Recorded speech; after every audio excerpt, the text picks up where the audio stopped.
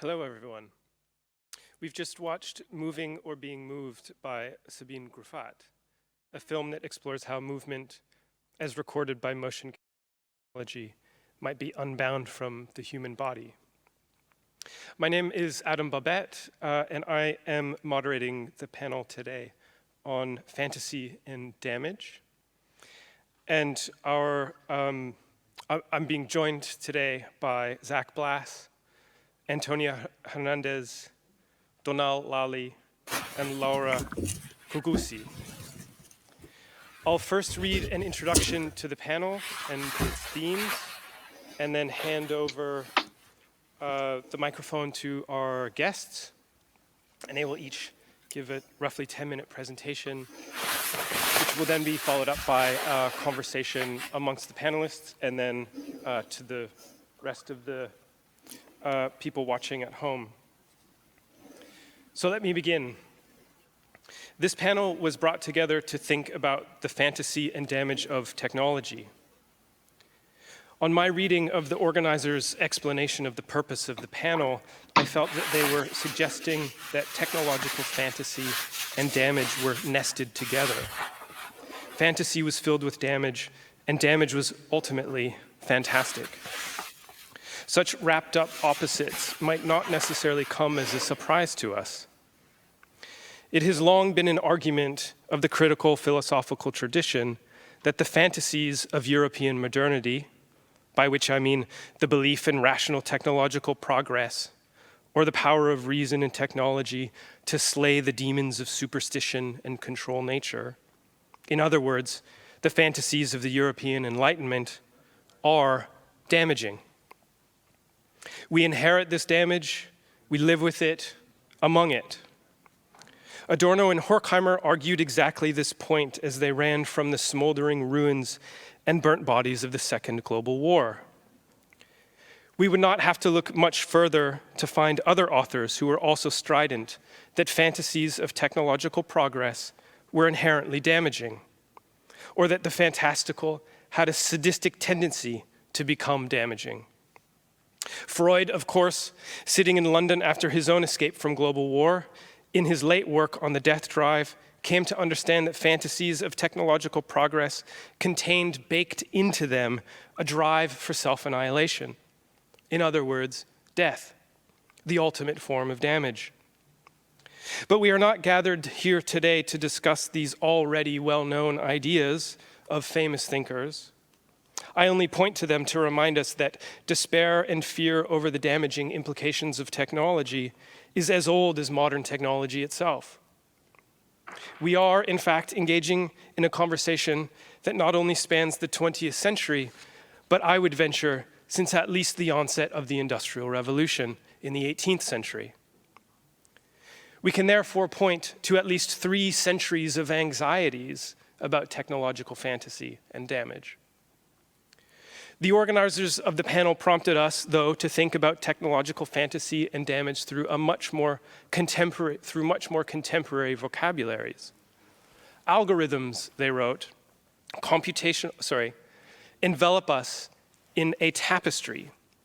They also invoked data, platforms, biometrics, quote-unquote computational intelligence, and the hard stuff of contemporary tech, sensors and cameras. Increasingly, the organizers wrote, life falls under the effortless monitoring and regulation of algorithms. Their suggestion was that contemporary technological apparatuses are producing new and entrenching old forms of damage. We need to grapple now with the new and old, the unprecedented and the ancient, fantasies of technological progress, liberation even, that turn into the opposite. Damage, wreckage, violent entrapment, and the terrifying exposures of precarious existences. But I also read a materialist undercurrent in the prompts of the organizers. They are interested in stuff, matter, and infrastructure. This is perhaps why I seemed like a relevant participant on this panel. As a geographer, I tend to think of technology spatially, materially, and historically. I am also deeply suspicious of claims about the unprecedented nature of the present, including contemporary technology, of presentist biases and frantic calls for urgency. Instead, I find it more useful, analytically productive, and personally liberating to think of technology in the longue durée, on the scale of centuries or even millions or billions of years. To not assume that human technologies and sociality are exceptional on Earth, nor that their evolutionary development is linear and uniform. Rather, technological evolution is made of breaks and continuities, fissures and jump cuts, tremendously long durations, and sudden jolts of change. This is much like the Earth itself, which takes shapes through the long duration of repetitive processes, think of erosion, and the jarring immediacy of catastrophes, think of volcanic eruptions. One of my favorite terms in geology is intercalation. Picture a cliff on a coast. In that cliff face, you will see rocks of various textures and sizes, probably even different colors. You might see different stratigraphic bands, also defined by different colors and textures. Intercalations describes this mixed up situation where things made at wildly different ages are brought together. They are each snapshots of a historical moment, even a world that may no longer exist, the Silurian, say, but yet persists in these fragments, jammed together with others in a new surface. This, I think, is a useful way to imagine technologies. Material mixtures of different ages, themselves the products of processes now come to completion, hardened, solidified, and assembled into new surfaces. Imagining technology this way helps us acknowledge the new and the old, ancient patterns persisting in the present, pre-human forces and structures, and real contemporary innovations. My own contribution to this event, like each of the speakers today, comes at this relationship between technological fantasy and damage obliquely. I have recently become interested in how fossil fuels created our sense of self. Fantasies of technological growth powered by fossil fuels have been so widespread that we might even find them in our ideas of ourselves. To take a brief, simplified example, it is clear that the notions of selfhood championed by many Enlightenment thinkers, the private, reflective individual, exceptional in nature, in a hierarchy of being above simple geological matter, the very framework of subjectivity that created modern democratic political institutions and rights-bearing legal subjects, was utterly bound up with the transition to a fossil fuel energy economy at a global scale. It seems essential right now to understand these things together. Crucially, this is not only a story about Europe or North America. Post-colonial movements across the world adopted fossil fuel subjectivity as their revolutionary ideal too. And now I'd like to introduce our panelists. Zach Blass is also interested in subjectivity. In his essay, Unknown Ideals, he reminds us of the significance of tracing the history of political conservatism. He turns to the work of Ayn Rand and her fantasies of individualism. Sovereign, striving, solitary.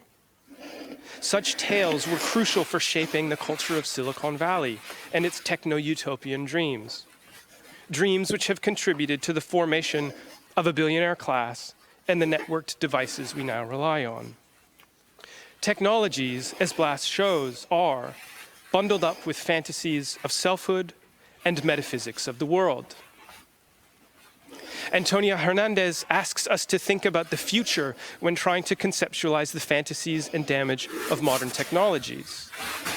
In her work on contemporary porn platforms such as maintenance pornography, sex cams in a dollhouse, she shows us how the push for instantaneity, the nowness of streaming, is linked up with ever-increasing economic precarity of performers. constant streaming is coupled with the insecurity of performers' futures. Futures, Hernández reminds us, are not only unequally distributed, they are unevenly lived. Fantasies are often future-oriented, pointing towards a horizon of possibility. They are anticipatory, negotiated in the present, wagers brokered, and hedged bets. Hernández thus gives us a whole other vocabulary to think with: delay, recursion, preemption. We might add to receding horizons and distended futures. Donal Lally brings us back down to the ground, to dirt, and surprisingly, fire. He asks us to think about the fantasies of technology spatially and materially. In studying the geography and architecture of data centers, he reminds us that they are exemplary contemporary urban forms. They are the perfect contemporary modern object, supposedly immaterial infrastructures, yet massive urban installations, sited at the periphery of cities, in areas with lax taxes and low wages. And they are also elemental, subject to conflagration. He reminds us in his essay, The Sacred Fire of a Data Center, of a server farm in Bangkok mining Bitcoin that burnt to the ground. He even goes so far as to argue that the data center is the modern hearth, the original technology of architecture. The question then becomes, how does the hearth hide or reveal the earthly origins of our technologies? And finally, Laura Cugusi's work turns our attention to the ways that different futures are imagined in the present. With the Cassandra Collective, they have highlighted fascinating questions around the design of spaces for diplomacy, such as the COP summit, with their tents, fake plants, and temporary stages. Cugusi's work compels us to ask questions about the different ways that environmental futures are performed and enacted in the present, and crucially, what those performances exclude. Related to this is an interest in scenario planning for environmental futures on the part of big states, connecting her work to a long tradition of thought about the geopolitics of strategic planning and futuring. I will now hand over the microphone to our first presenter, Blass, if he's ready, to tell us a little bit more about his work.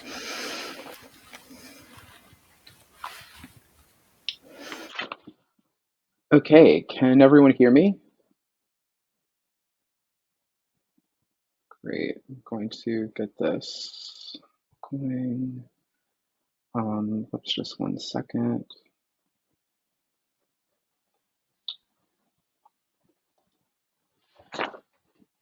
Okay, hi everyone. I have a long-standing interest in the fiction writer and philosopher Ayn Rand. I read her extensively in my youth, and I also encountered her ideas continuously while living in California for a decade. There's no time for a proper introduction to this fiction writer and philosopher. Her influence across differing spheres of life in the United States is so vast that her novels have only been outsold by the Bible. I think of her as something like a contemporary philosophical queen of Silicon Valley, given her longstanding popularity there. But her fantasies of capitalist ideals and heroic individualism have also taken hold in industries such as Hollywood and the US's political system. So in this talk, I will very briefly introduce Rand's concept of the unknown ideal, and then I will read it against itself. This is a very brief excerpt, a truncated bits from a much longer essay.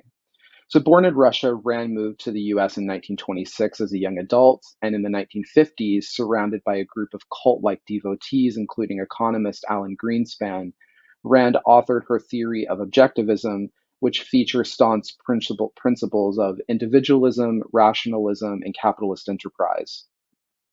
Rand's corpus amounts to a theory of capitalism, and this is most directly addressed in the 1966 publication, Capitalism, the Unknown Ideal. Rand argues that capitalism is, quote, the only moral system in history geared to the life of a rational being, end quote. And Rand insists that objectivists are, quote, not conservatives, but rather radicals for capitalism, fighting for its misunderstood philosophical base, end quote. Rand and her acolytes present themselves as visionaries of a capitalist ideal that promises to impeccably align and uplift mankind's true nature. Their capitalist ideal is specifically laissez faire, valorizing individual rights, private property, and a free market. So Rand's capitalist ideal is more Aristotelian than Platonic. She was a zealous disciple of Aristotle.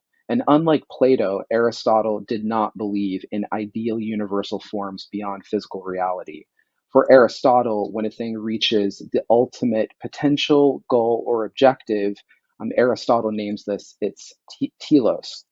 So Rand, inexact in her engagement with Aristotle, recasts his term telos with this more populist use of the term ideal and qualifies the ideal of humankind as capitalism. So this means actualizing Rand's ideal, or rather Rand's telos, would perfectly realize capitalism, the utmost moral and rational system for humans, according to objectivists. Capitalism is an unknown, Rand explains, because it has been profoundly misconstrued by the masses. Therefore, according to Rand, humanity's ideal has not yet been attained. But from another point of view, Rand's depiction of capitalism as an unknown ideal is utterly misleading, given how clearly she details it in her writings. Capitalism is rather a known ideal. Rand's oeuvre is an overwrought collection of formulas, maxims, and scenarios orchestrated for the sole purpose of bringing about the ultimate potential of capitalism, and she even supplies fictional heroes like John Galt and Howard Rourke, whose lives are fantastical blueprints of capitalist actualization for readers to emulate. So Rand describes capitalism as, quote, not the system of the past, but the system of the future if mankind is to have a future, end quote. Today, such objectivist sentiments endure and thrive in California, particularly Silicon Valley and its tech industry. It is there where this horizon of potentiality in the future itself, imbued with Randian logics, fantasies, and beliefs, return a capitalist tomorrow. So, for one example of this, consider the Easlen Institute. It's a site, we could say, where fantasies of the known ideal are sought. Easlen is a wellness retreat on the edge of the Pacific Ocean in Big Sur, California. Once a countercultural enclave, the Institute has since rebranded as a spiritual healing sanctuary for Silicon Valley workers. So, starting at $600 a night, visitors gain access to the Institute's exclusive campus. And one of the favorite activities at Easlen is bathing in the clothing optional hot springs perched on the coast and granting unobstructed views of the ocean and sky. So, however open and indeterminate the horizon may be, Easlen frames looking out to this horizon as an opportunity to fantasize, imagine, and conjure futures of the unknown ideal. So, the goal of a successful meditation retreat here, in which both the mind and the landscape are plumed, is to bring one's ultimate potential or telos into sharp focus. So, thus, tech workers visit Easlen in order to channel their already known fantasy, that is, to envision future glories of information capitalism through horizons of the mind and horizons of the land and sea alike. So in Capitalism, the Unknown Ideal, Rand presents her subjective directional desires as objectivist universal truth. They're flaunted as the predetermined telos of humankind, and Rand and Silicon Valley both may assert that capitalism is the telos of man, but in the end, they are only expressing their own desires for such a destiny to be true. But what if a telos is just unknown? So, depending on one's vantage point and situatedness in space and time, a telos may be impossible to determine or detect. I prefer the concept xenotelos, which is oriented by partial perspective and material conditions of existence. So, etymologically, xeno stems from the ancient Greek, meaning strange, foreign, alien, or unknown. And then xenoteloses would describe ends that are obscure and obscured, incalculable, clandestine, not yet identified, absent, and impossible. A thing's telos may be indeterminate due to its state of being, or a telos may be deliberately or unintentionally hidden. Both are xenoteloses. So whether ontologically opaque or kept secret or both, a thing's purpose can be deemed a xenotelos if it is unable to be known. This highlights that things can be subject to manifold desires and pulled towards differing teloses. So consider human existence as a continuous endurance of conflicting desires, and as long as life is directed toward competing desires without resolve, humanity's teloses remain undetermined. Humanity would then be a xenotelos. So for better or worse, xenoteloses impact all directional politics, left, right, center, and in between. So if the known ideal is a libidinal directional politics, then xenoteloses unrelentingly obstruct and rupture its path. In Silicon Valley specifically, xenoteloses cunningly and materially stymie the escalation of techno-utopian beliefs and fantasies. The indeterminacy of technogenesis between artificial intelligence and the humans, as one example, hinders the arrival of the singularity, and unknown human forces also unravel fictions of the neoliberal individual, which are propagated in Silicon Valley. Now, if Ayn Rand were to translate xenotelos from the Greek, it would simply read as unknown ideal. So I want to kind of zoom in on one kind of way of thinking about the unknown ideal in this way a bit more specifically, which is about the individual. Now, without doubt, the human individual is the fundamental unit of Rand's philosophy as evidenced by her theory of individual man and male heroes like John Galt in her novels. And it is only individual man that can realize the Randian purpose of humanity, the known ideal. And Rand's individual man pertains to very specific bodily and identifying qualities, namely being white, straight, cisgender, non-disabled, American, male, proud, and superior. So Rand's individual man is a direct descendant of the European construction of the human, which decolonial novelist, playwright, and public intellectual Sylvia Wynter argues is but, quote, an ethnoclass or Western bourgeois form, end quote, one of many, quote, culture-specific genres of being human, end quote. Winter pinpoints two historical instances of European humanism, which she calls Man 1 and Man 2. Bred by the ascendance of computer science, telecommunications networks, neoliberal capitalism, and American exceptionalism during the late 20th and early 21st centuries, we could say there is another instance of this, Man 3, the prevailing individual man that exists within Silicon Valley, that propels this project of European humanism forward closer to the known ideal. But what unknown ideals, xenoteloses, expose this constructed genre of the human as a fantasy or fiction? Well, to start, we could just look inside Man 3's own body. There are non-human materials and actants ceaselessly destabilizing this reign of individual man. So we take the human gut microbiome. Human cells are only 43% of the body's total. The rest are microbes, a mass of trillions of bacteria, archaea, and fungi. Although not fully understood, the human gut microbiome influences physical health, mood, emotions, and mental well-being. It can, for example, affect how a person reacts to stress or how depressed someone might feel, making and changing all of us. Our gut microbiomes are like fleshy black boxes cryptically interacting with our bodies. So microbes consume this fantasy of all individual men. They digest Rand's philosophical base for capitalism and metabolize the known ideal, because microbes redefine the human self as an effect of our ongoing collaboration with them and therefore manipulate our own directional desires, which are each a xenotelos. Microbes constitute the human through the material forces of trillions of unknown ideals. Now, although Ayn Rand did not pen thoughts on microbiomes in her lifetime, she did have opinions on guts. She deployed them as a metaphor for disliking someone and for not being brave. Throughout her novel Atlas Shrugged, two sentiments repeat: I hate your guts, and you don't have the guts. What pure Randian expressions these are. Rand would argue it takes guts to be an individual man, but the truth is it takes guts to not be an individual. I'll stop right there for now. Thanks, everyone.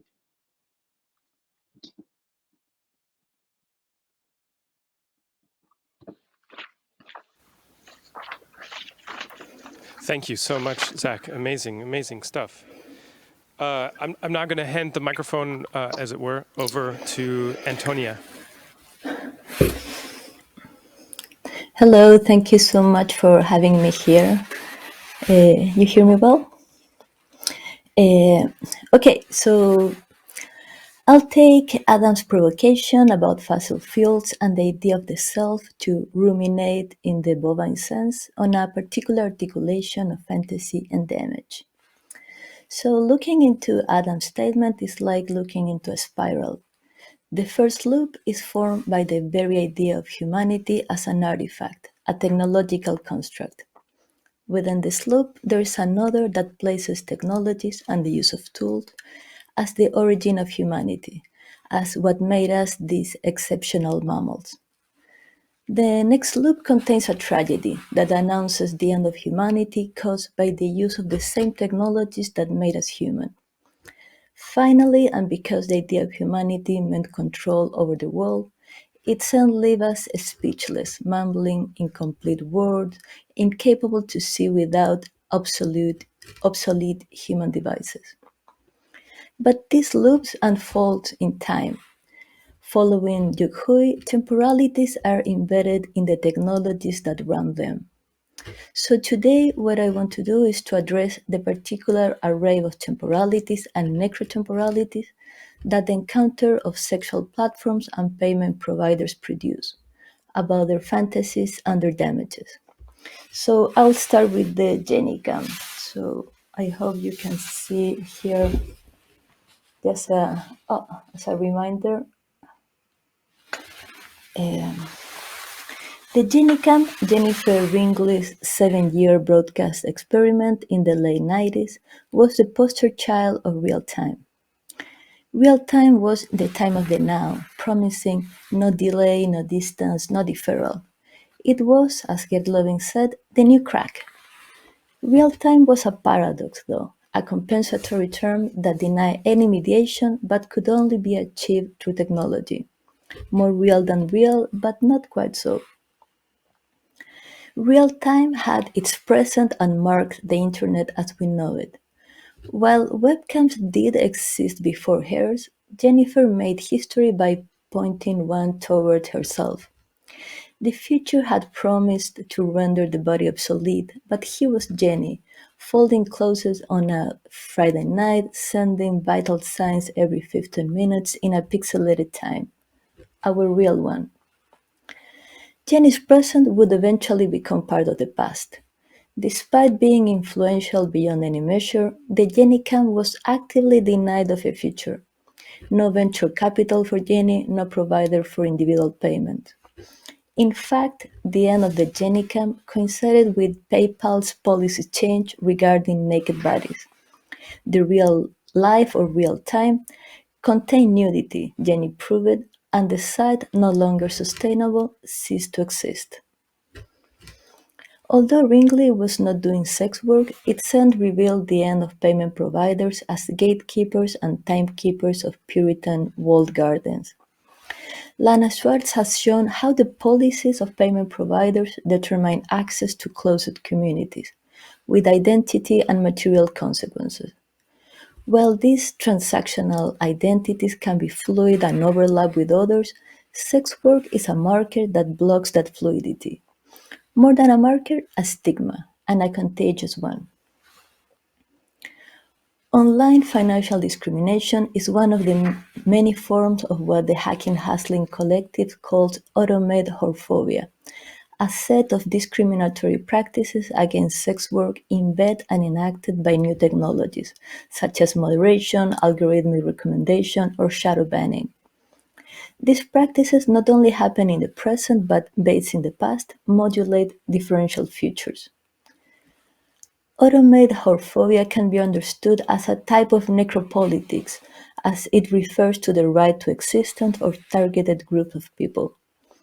Deployed as infrastructure and unfolding in time, it could also be conceived as a necrotemporality that modulates differential past, presents, and futures. Automated whorephobia is preemptive. Preemption, following Brian Masumi, is both an operational logic and a time concept that acts in a time before. Preemption doesn't need facts but some objective uncertainty, like the one that in this case merges sex work with human trafficking. As an operational logic, preemption is productive and creates things, bills, policies, recommendation system, algorithm, and platforms. Platforms that monetize financial discrimination can also be seen as byproducts of preemptive measures, connecting audiences and providers who do not have access to the same payment services. Platforms that enable the provision of sexual content do not exist in spite of financial discrimination, but because of it. Both sex scam and subscription platforms such as OnlyFans respond to this logic. But they have, however, time problems. The lack of synchrony between payment transactions due to financial discriminations create a time problem. On sex scam platforms, their solution goes through made-up currencies, tokens, that delay time and create two alternate presents, a present to be cashed in another present. Subscription platforms promote a different time. More than dreaming of a future, they settle for a bit more of the present. A present plus recursion equal something like a future. Trying to manage uncertainty, subscription platforms rely on resources that could generate a rent in the future, assets. As Finn Branton described them, assets imply the project of making the future an object of knowledge. But does this way of dealing with uncertainty replace preemptive whorephobia? No, it doesn't. This type of rent extraction is recursive and rooted in previous popularity. As such, it carries with it and reproduces its original conditions, including biases and discrimination. It is then not only about who has a future, but a past, or more exactly, what kind of past counts. The subscription platform compromises immediacy for its version of the future, but immediacy is also a technological construct and in constant change. If the Genicam display a new frame every 15 minutes, current vision habits include 60 frames per second. This number, that depends on a combination of technological and environmental factors, produces an array of different presents. But because performers also accommodate their schedules to match the time zone of wealthy audiences, these deferred presents are not only a matter of seconds but of hours. So the present is here but unevenly distributed. So in closing, commercial sexual platforms intercalate temporalities and necrotemporalities embedded in their infrastructure, which modulate in turn differential accesses to fantastic and damaging futures. This short survey shows, as Adam elegantly puts it, how futures are not unequally distributed but unevenly lived.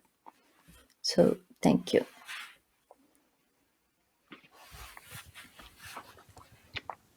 Thank you very much, Antonia. Amazing. Really fascinating analysis. I would like to hand the microphone over now to Donal. I'm just going to play a presentation here.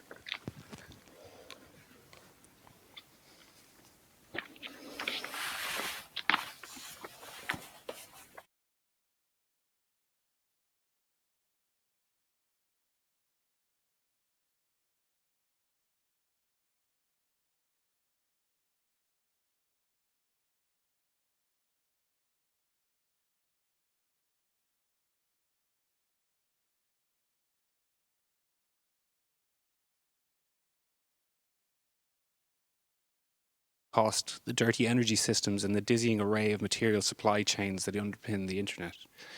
The cloud is a highly pervasive metaphor. At the time of writing, the term appeared 352 million times on the internet. The cloud metaphor is not a passive term. It has a history that gives it an agency. It is an entity that produces incorporeal change. The term cloud computing was coined by Compaq in 1996, late 1996. The cloud metaphor comes from the standard practice of using cloud-filled symbols to denote networks in diagrammatic drawings of early telephone and later internet communication systems. Here, the cloud is an imagined space. These diagrams portray the computer servers as connected to, but also external to the cloud. The external network is represented as existing outside the range of the engineer's vision on another plane of existence. The symbol has a parallel existence it is used as a drawing standard by artists and architects. Art historian Sixten Ringbaum traces the symbol's use back to the Middle Ages, where it was used as a pictorial cue for separating different levels of existence.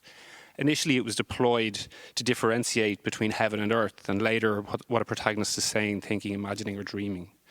Ringbaum identifies this as the origin of the cartoon thought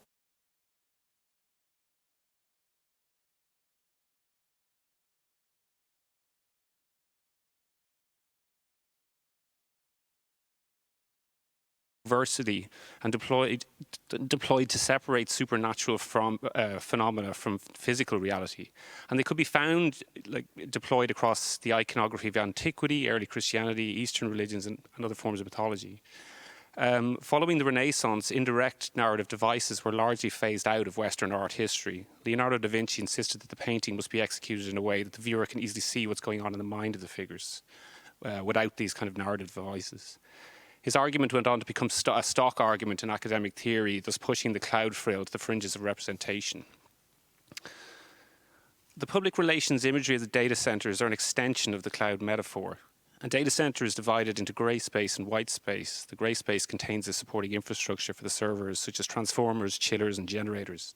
The white space has a double meaning. It describes the areas allocated to server racks and their corresponding life support systems, but it also describes the unoccupied server floor space, which is available for investors. It is almost always photographed without human technicians, and the photographic medium also conveniently removes the viewer's ability to experience the intense noise and extreme fluctuations in temperature. In Andrew Bloom's book, Tubes, he notes J. Adelson, the founder of Equinix, who describes the performative aspects of the interior. If you brought a sophisticated client to a data center and they saw how clean and pretty the place looks, and slick and cyberific and awesome, it closed deals, end quote. For anthropologist Alexander Taylor, this is not an imaginary of the future, but actually of techno-nostalgia, one that references popular science fiction cinema of the mid-20th century. Taylor argues that white space is the latest iteration of modern architecture's fascination with whiteness, and perhaps indirectly creates visual associations of the cloud. The cloud metaphor incorporeally transforms how one even perceives the data center. At Supernap in Nevada, architect Ram Koolhaas experiences the supernatural. Quote, "None of us thought that a building could be this radical, this abstract, codified, uninflected by human need, distant from us, and nevertheless produced and needed by us." End quote. To begin to upturn the utopian fantasy of the cloud, we should complicate the image of the data center as a perfect, quiet, remote, self-regulating, autonomous machine. Instead, we should understand them for what they are, as a complex and unstable entanglement of matter and fire. In the myth of Prometheus, it describes a titan who stole fire from the gods and gifted it to a human animal.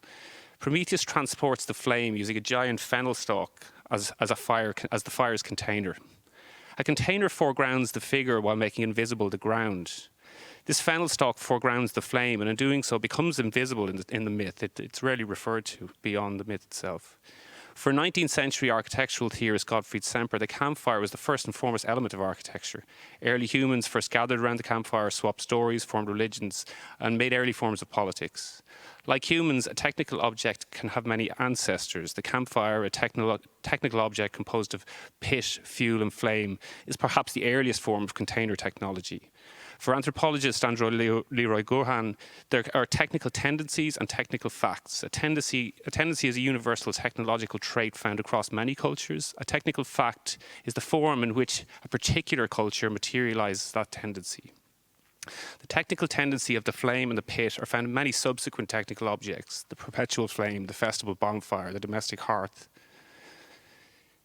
In pre-Christian Irish mythology, the pagan fire goddess was called Breed. Breed's fire temple consisted of a perpetual flame maintained by soft and hard infrastructure, a large hearth and diligent priestesses ensure the flame never extinguished. The perpetual flame was a public utility. Locals and passers-by could light a torch with which they could start their own fire. The goddess was later subsumed into Christianity and renamed Bridget, Saint Bridget. A cathedral in the name of Bridget was erected in the place of the fire temple. The nuns still maintained the perpetual fire until the 17th century, where I would assume public demand for this utility fell away, and with the kind of ubiquity of the domestic hearth, I'm guessing there. Central to the rituals and ceremonies of the Irish culture was the domestic hearth. Once lit, the fire was constantly kept burning, ensuring the health of the house and its residents. The hearth was a private form of this public communal bonfire that would be built for celebrations such as Samhain or, widely known as Halloween. The data center is a contemporary fire container. Its server hall is a furnace. When the fire suppression systems fail, disaster can follow. Last year, an OVH data center in Strasbourg burst into flames, downing millions of websites. In Belgium, Google have a data center whose server room temperature is free to rise above 35 degrees, upon which humans must vacate the area, rendering the server hall as a human exclusion zone. In the Dublin suburb of Tala, Amazon Web Services are constructing a data center that will recycle its vast quantities of exhaust heat into the local urban network via a district heating system. The recipients include a hospital, a university, an arts centre and housing, among other forms of typologies. This settled urban matrix is now being reoriented and plugged into the chimneys of the cloud. Consider the following scenario. It's a white Christmas. An engineer returns home from work. The central heating is on. The engineer is tired. They're homesick. They switch on Netflix and select Fireplace in your home. Staring peacefully into the recorded flickering flames, they slowly lose themselves in reverie. As one of Amazon Web Services' largest clients, it might be fair to speculate that Netflix hosts their content at certain times on the servers of this Tala data center, meaning this engineer, lost in reverie, has set off a series of systemic events that result in a tiny puff of heat radiating from a processor. This exhausted heat extracted from an exhausted person is captured and converted into water, reheated again and delivered into a ward in a local hospital. As our communities gather around and plug into these new mega fire containers, we witness the latest morphology of a species shaped by fire. To dispel the myth of the cloud, we need to collectively develop a variety of new imaginaries, ones that foreground the material reality of these technical systems and ones born out of a plurality of cultural lenses. Thanks. I'll leave it there.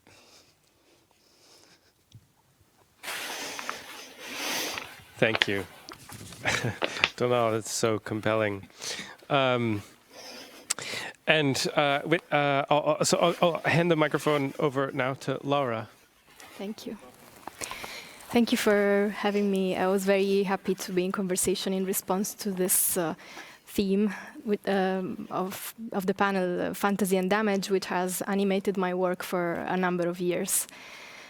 So for the past 10 years, my research has focused on dominant narratives and institutional world-building strategies around migration, public space, climate science more recently, and the economy, with a focus on the ambivalence and the limits of visual representation.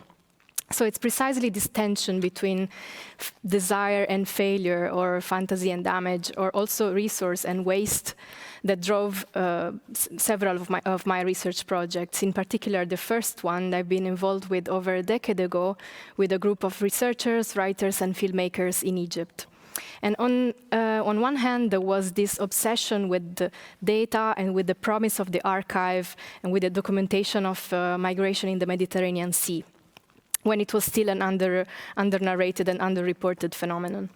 And on the other, there was this interest in the matter of memory and on the material infrastructure of information exchange, on tracing the physical nodes where transnational communications can abruptly be interrupted because, for example, an underwater cable gets cut. So when the physical infrastructure of information transmission becomes vulnerable or is inaccessible or obsolete or damaged beyond repair, so we become aware of the possibility of the loss of our history. So I noticed that some of the same questions and frustrations that drove our research initially are still very relevant today, and some remain unresolved, despite the huge proliferation of academic research and art projects that use and critique digital technologies to center the narration of migration across the sea. And a significant part of this data, the evidence that was collected, the knowledge generated, including the information collected and published in the context of these art projects, instead of igniting a progress at scale or like shifting dominant narratives, it has been exploited to justify the further militarization of the European border and to justify the development of innovative technologies for surveillance and to deter or control free movement.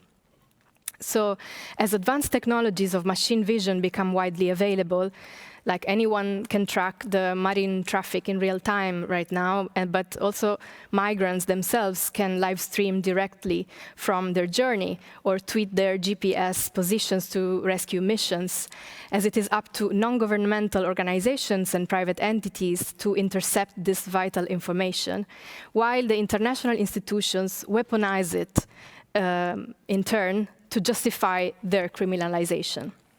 So it's interesting to think retrospectively about knowledge ecologies and artificial cycles of urgency and oblivion, and as preventable crises are made to become permanent de facto, but are narrated as if they are occasional extreme weather events. So it's important to look at the meta-narrative also of knowledge production and the extractivist logics in access, distribution, and production of knowledge. So it's also interesting maybe to think about the possibility of calculating the externalities of knowledge production, also in terms of waste, physical storage space, and electricity consumption that the acceleration of content circulation in the past decade has ignited. At the same time, the exponential growth of information circulation has progressively weakened the authority of and impact of traditional media and traditional narrative techniques against the limited human capacity for making sense of information overload.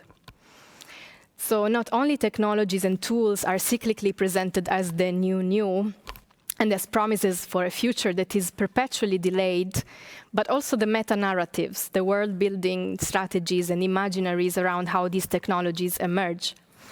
So the difficult task of mapping the more or less fragmented entities benefiting from knowledge extraction and infrastructural control is necessary when multiple agents leverage on their exclusive access to remote sensing and image synthesis techniques to narrate their particular version of reality. This is also a central aspect of the research I have been working on with the Cassandra Collective that we also presented yesterday at the Transmediale workshop on rendering research. We wanted to reflect on the possible strategies to translate, amplify, synthesize, and circulate academic studies into media and other arenas, and for different audiences, so as to reduce the lag in the different temporalities of knowledge distribution between beyond epistemic entrenchment. Our strategy is that of leveraging on interdisciplinarity and mapping multiple literacies necessary for addressing the governance of complex systems and expanding the imagination around possible scenarios and exploring how knowledge can become actually recursive and actionable. And by recursivity, we refer, for example, to the efficiency and the speed with which surveillance and biometric data is used to map scarce resources or to protect private property or to protect borders or for the so-called high-precision bombing or to speculate on the price of energy resources. The possibility of precision of these measurements depends on a complex entanglement of disciplinary specialisms. We consider the ecological dimension in terms of the dispersion of energy, resources, expertise, and time allocated to the outdated models of climate scenario planning inherited from the Cold War era, splintered in a myriad different initiatives with the same good intentions, but little impact. So not only the future is haunted by the specter of ossified forecast techniques, but the practices of futuring themselves are haunted by binary models, either simulating different versions of the same dystopia or painting a frictionless fantasy defined by the absence of its opposite.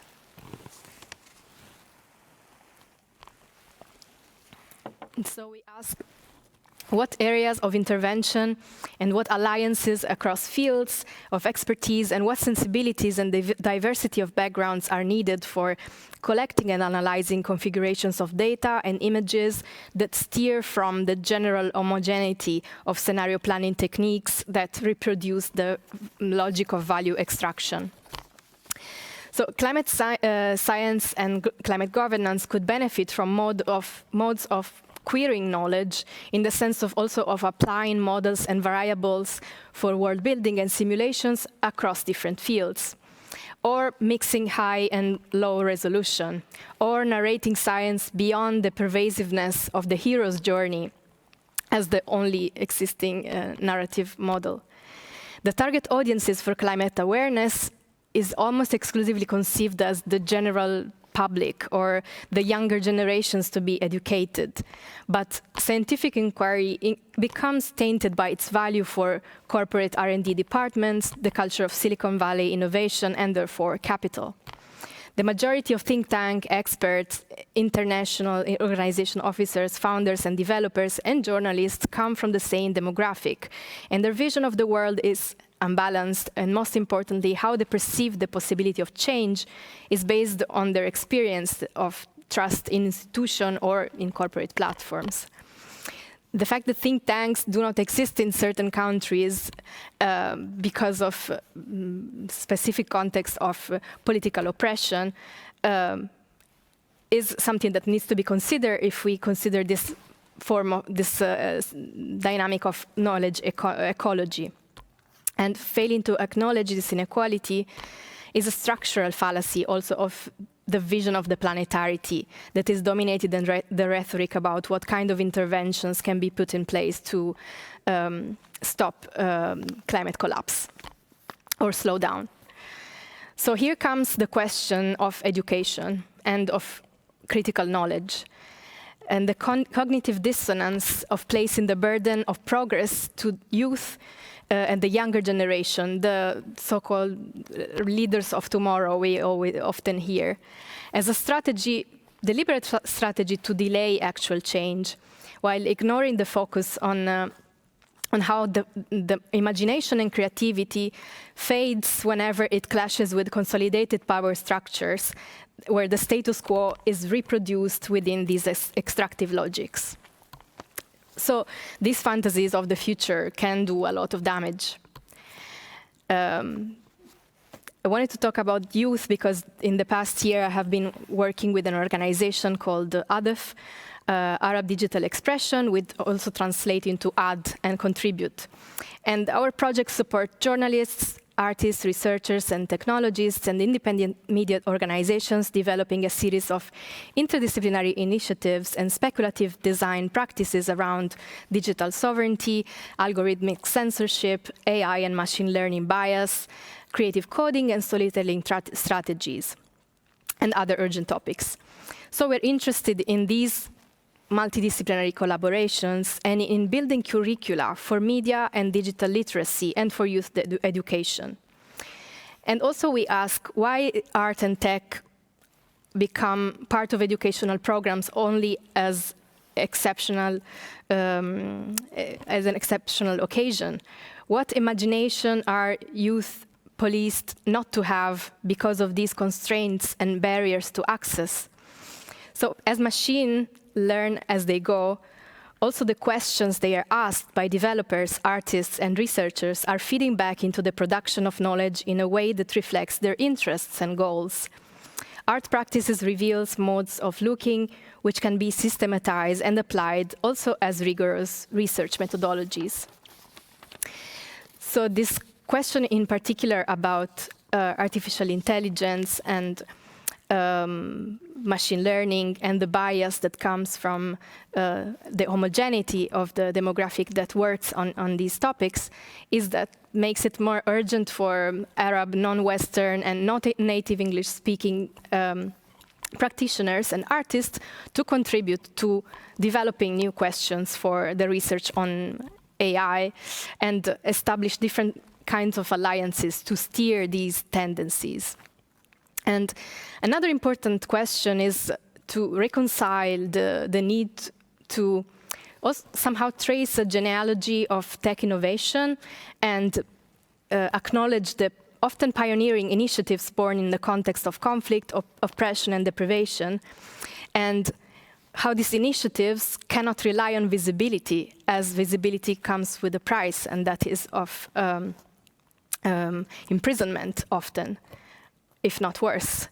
So how to reconcile this and the recent tendencies on creating, for example, also artificial scarcity, in contrast with the culture of free and open source knowledge and access to information.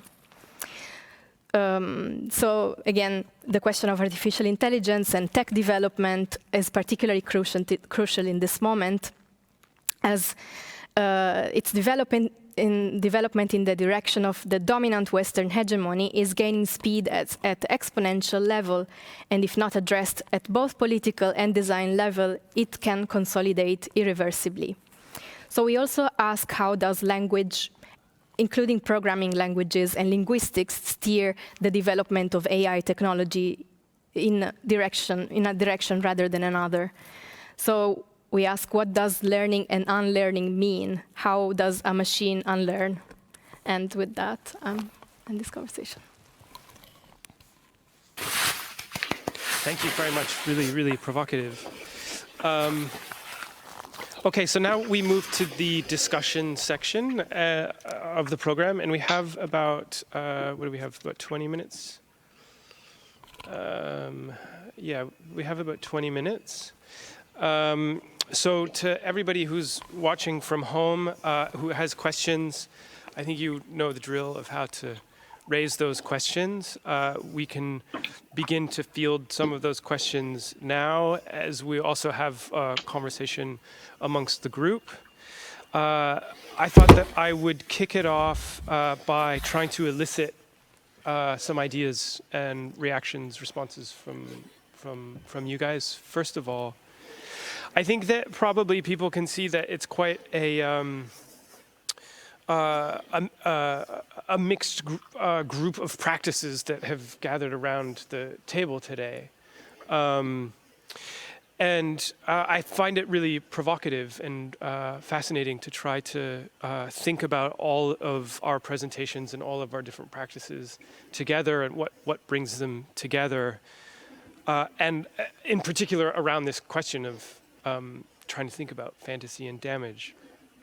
So I'm just going to put something out there for you guys to respond to that seems to me to draw maybe all of our work together.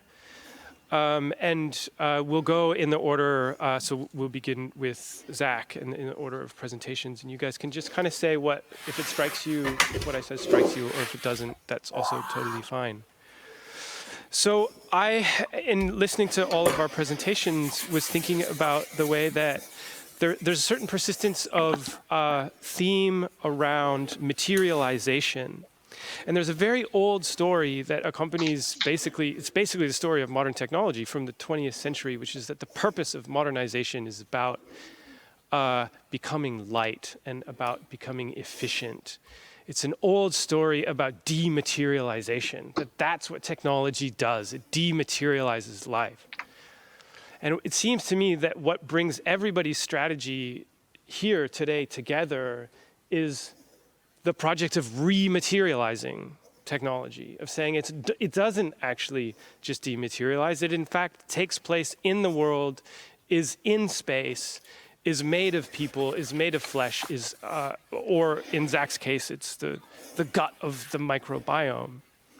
And that seems to me also quite an old critical strategy, is to rematerialize, to go back to the ground, to expose the workings, the mechanisms, the earthiness stuff behind technology.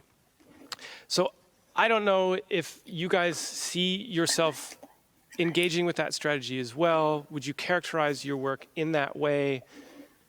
Does that make sense to you in terms of still being like a vital, real kind of strategy that drives what you do? Or am I completely actually missing the point here? I don't know. Does that resonate with you, Zach, at all? I could riff on that for a bit. Yeah. I think I mean, maybe the way that I would respond to that is partially what I think that I'm doing with this essay, which is really the culmination of thinking about Ayn Rand for a number of years and finally writing something about it because I'd been making artwork around it, but I had never really written an essay to kind of think through all of this material. And I would first say that I think it's actually, maybe it's about taking seriously how the fantasy has already been materialized. And what I'm interested with Ayn Rand is, of course, it's very well known at this point. Her influence on um, you know right wing politics in the U.S., conservative thinking in Silicon Valley. But that's often introduced and presented through kind of pop journalism. And what would it actually mean to do like a deeper dive into the philosophies, into the fictions, and actually try to trace those, think through those, and see how they actually have been historically implemented, materialized, and continue to kind of grow and develop and shift and change over the years. So, yeah, maybe that's the first point. It's about just taking the fantasy seriously to begin with, and really inhabiting that. And then the other side of that, I didn't really talk about a specific technology, but I guess the way that I kind of see this is that when you actually start, like for instance, take the unknown ideal, like Ayn Rand's concept. For me, when you actually start to think about that concept and take it seriously, and start to see all the different theories that it's plugging into, philosophies that it's actually strangely misreading. Like what became interesting to me is that in that process of really thinking the concept and grounding it, that it actually leads in a very different theory outside. It actually kind of it contradicts Ayn Rand's philosophy in a sense. So I think that is kind of what I was interested in doing. And then by actually, for instance, what I mean by that is right this confusion.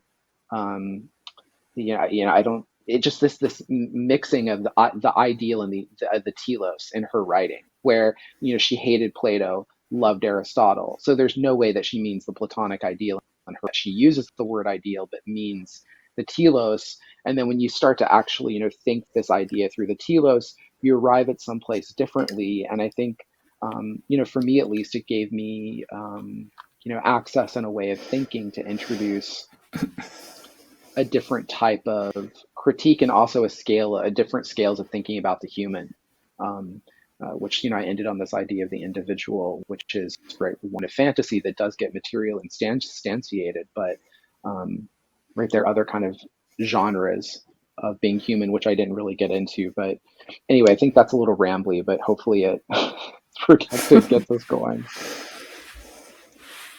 To guts, yeah, which is where I wanted to be. Okay, got it. Antonia, I wonder if you have anything that you'd like to add. Yeah, well, I'm super excited about all these presentations and this conversation because I think there's so much to relate with, like among the things. But I cannot stop thinking about like, and I think was related to your presentation, Adam, about like the like fossil fuels and the idea of the self, and I'm thinking if technology signals what the self is, and also related to what Zach was saying about like this kind of like self without a purpose, or like this xenotilos.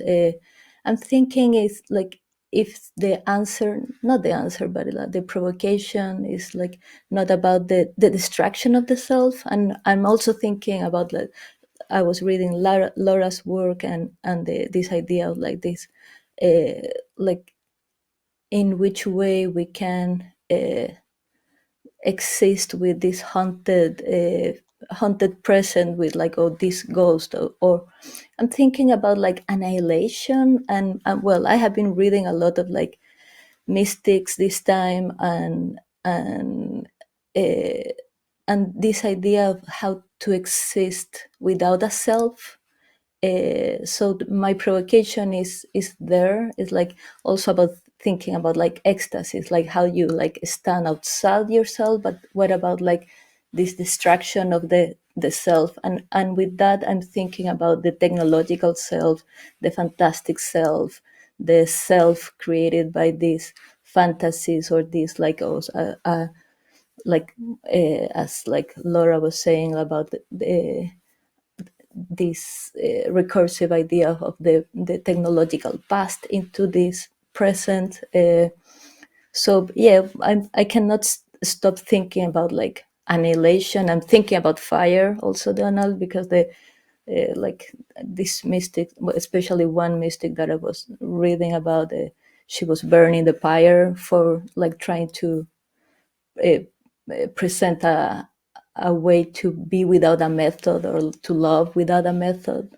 So yeah, this is what I'm not sure if I'm going like too far away, but this is what I'm thinking about, like materiality and the self and technologies right now. Yeah.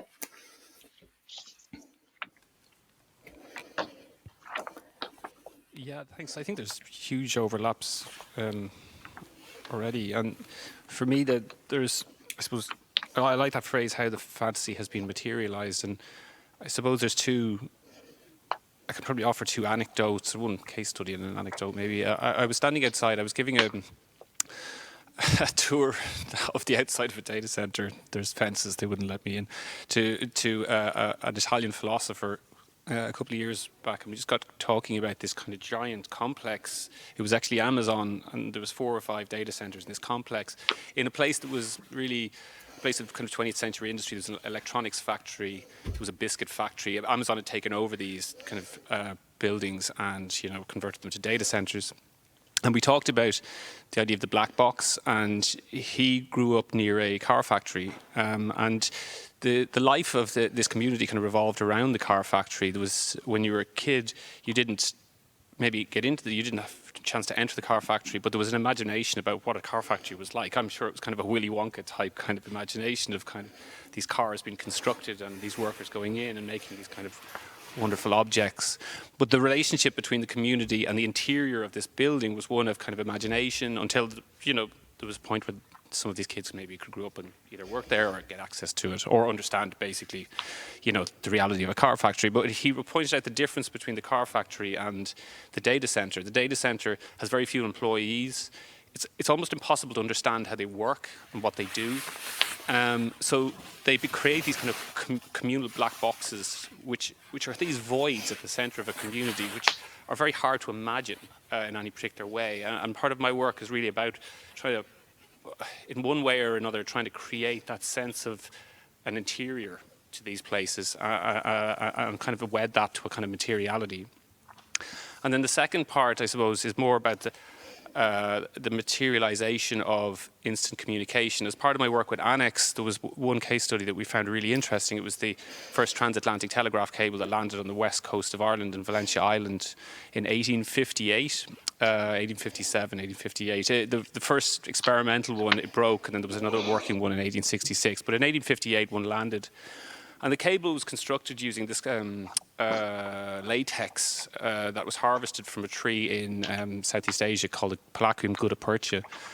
And in making the cable and the subsequent cables that really, there was a kind of a cable rush up until about 1910 across the Atlantic Ocean, and then really, spreading out to the rest of the world, or simultaneously in the rest of the world they were happening. But over that 30 years, about 70 to 80 million trees were harvested, driving this tree to the point of extinction. And for our work in Annex, we actually looked into sort of sourcing one of these trees, and they're still on the endangered list today. So over 150 years later, this tree is still struggling.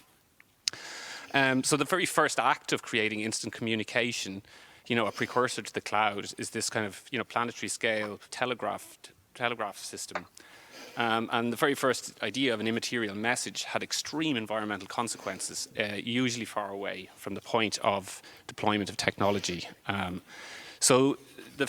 again, that's a fantasy, that had incredible material consequences for Southeast, the kind of rainforest of Southeast Asia. So those two, I suppose, in my work, and then I think there's probably links there in that story to everybody else.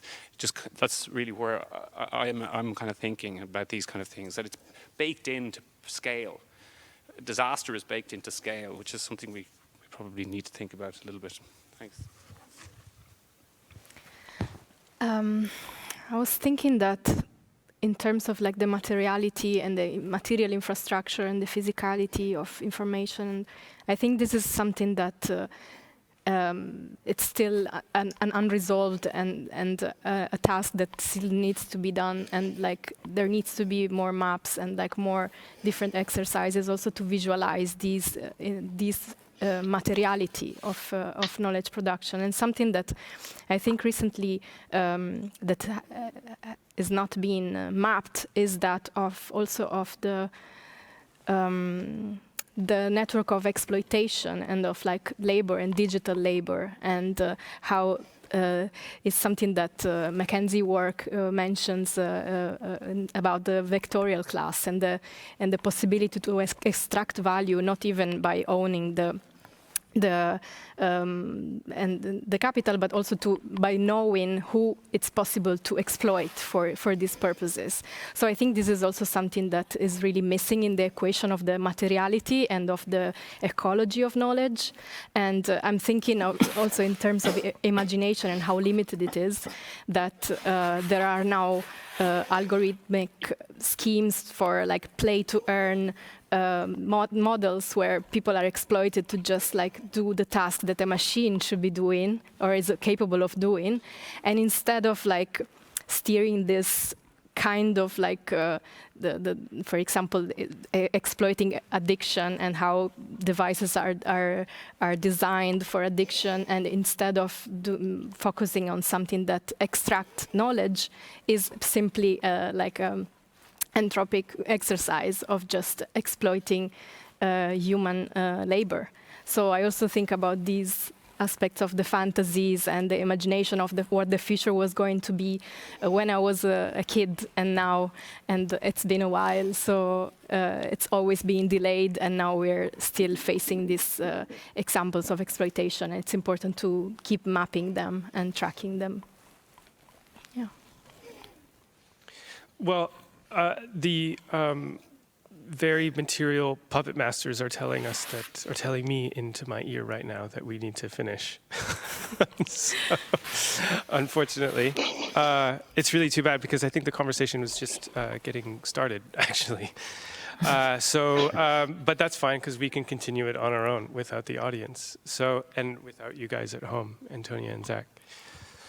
Thank you, everybody. For really provocative, fascinating presentations, and it was great to begin the conversation here today. And to everybody at home, far away, thanks for showing up. Bye-bye. Signing off.